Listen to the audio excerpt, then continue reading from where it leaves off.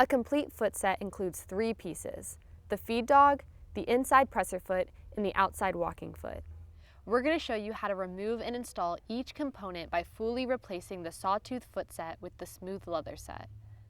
The machine comes with a variety of screwdrivers to make foot installations easier.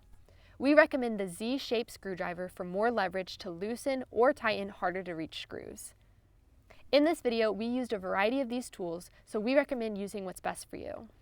The first step is to remove the outside walking foot.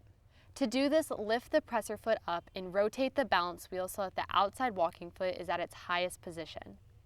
Then use a flathead screwdriver to loosen the set screw until the foot can be removed. Sometimes loosening the screw can be difficult, and if it is, we recommend using a larger screwdriver. You won't need to fully remove this screw, just loosen it enough for the foot to drop down.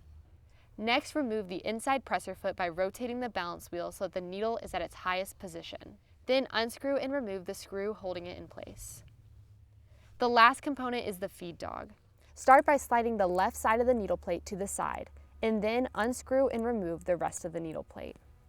Once that is removed, set it to the side and unscrew the 2 screws holding the feed dog in place. To make this easier, we recommend rotating the balance wheel so that the feed dog is rotated all the way back to remove the back screw and all the way forward to remove the front screw. With the Sawtooth feed dog removed, you can now install the new feed dog. Rotate the balance wheel again to make reinstalling these screws easier. Start by loosely tightening the new feed dog into place. You don't want to tighten it so much that you can't shift it left or right, but you also don't want to have it so loose that it doesn't hold its position.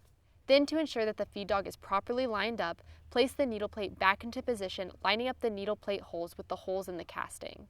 Then rotate the balance wheel until the feed dog is in the upper position. The feed dog should be centered in the track cutouts on the needle plate. Make adjustments until it's perfectly in the center. It's important to tighten it firmly into place. Then screw the needle plate back into place and then slide the other side of the needle plate back into position.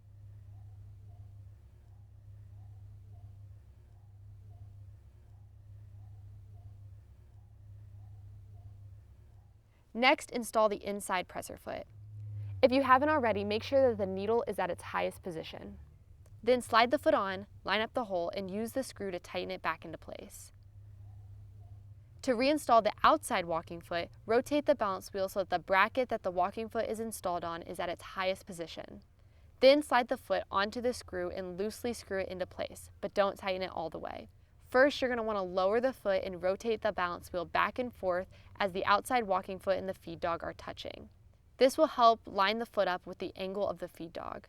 Then fully tighten the screw into place. You can follow these same steps to install any 3-piece foot set or individual presser foot components on the Ultrafeed.